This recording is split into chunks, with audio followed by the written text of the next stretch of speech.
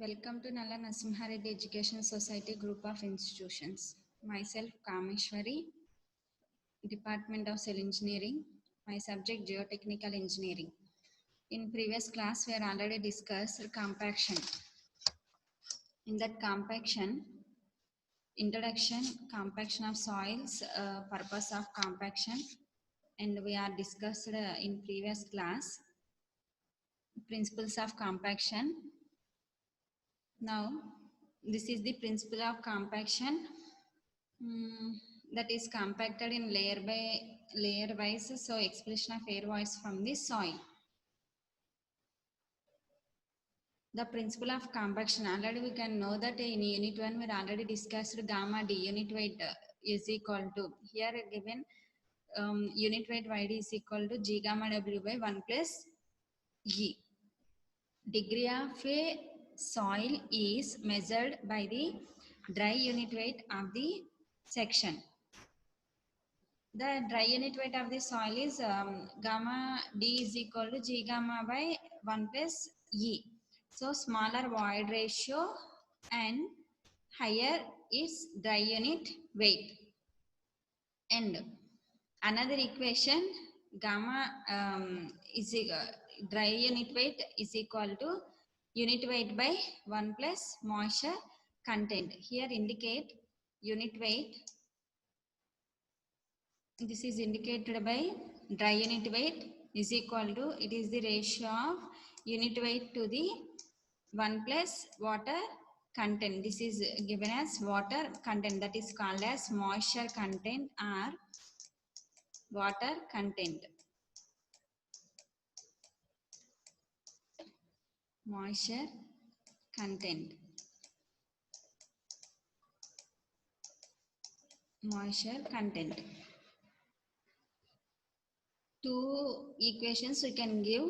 Dry unit weight is equal to specific gravity multiplied by unit weight of water by 1 plus small amount of void ratio. Another formula is also there in dry unit weight, that is equal to unit weight by 1 plus moisture content. The graph is drawn between the water content and dry density. So here water content and dry unit weight, the graph is like this way. Here we can draw the graph between two, water content and dry unit weight. Trials will be minimum 5 to 6.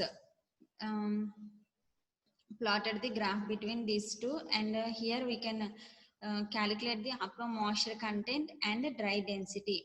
It is observed that dry density increases with the water content. Dry density will be, this is the dry density that will be increased with the increasing the water content till the maximum density is attained, till the maximum density is attained. With further increasing the water content, there is no increasing the water content. Here maximum dry density will be achieved. After that, we can increase the water content, decreasing the dry density. That's why this is the optimum moisture content and optimum moisture content and maximum dry density, OMC and dry density. By using this one, we can calculate the OMC and MDD. So by layer compaction, in our laboratory also we can done the standard modified two types of laboratory test. With the increasing the water content, dry density also increased till the maximum density is attained. So here OMC, MDD will be calculated by using this formula OMC, that optimum moisture content and maximum dry density. Optimum moisture content and maximum dry density. The water content corresponding to maximum dry unit weight is called, water content corresponding to maximum dry unit weight is called as a optimum moisture content. Note that maximum dry unit weight is only maximum for a specific compactive effect and method of compaction. And optimum moisture content, OMC and MDD. Give the optimum moisture content as the compaction effect is increased, maximum density generally increased.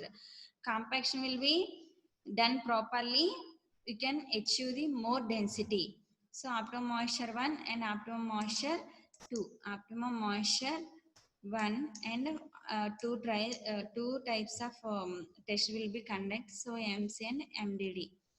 Here also zero air voids. Here zero air voids, S is equal to 100%. So expulsion of air voids from the soil. So the curve is fully saturation condition. That is equal to S is equal to 100. But it can be reached compaction. Therefore, unit weight is given by unit weight of water specific gravity by 1 W into specific gravity.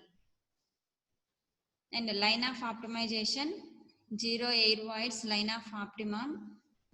Line is drawn through the peak points of several compaction curves at a different compact effects for the same soil will be almost parallel to a zero air voids curve. That is called as the line of optimum. We can take different types of soils, and then after completion of compaction test, we can take the mold weight plus soil weight, that is one weight, and after 24 hours, that is dried in oven, we can take another value. So like that way we can trial 4 to 5 trials. After that completion of 24 hours, we can take the values and then draw the graph between water content and dry densities. Finally we can get these curves. By compared to these lines, we can draw the air content. And now next, what are the factors affecting the compaction? Different types of factors affecting the compaction, that is water content of the soil, amount of compaction, type of soil being compacted, amount of compact to energy used, method of compaction, thickness of layer, saturated line, admixtures, stone content. These are the different factors affecting the soil compaction. So in previous class already we can discuss. So briefly once again we can recollect what is compaction. What is compaction?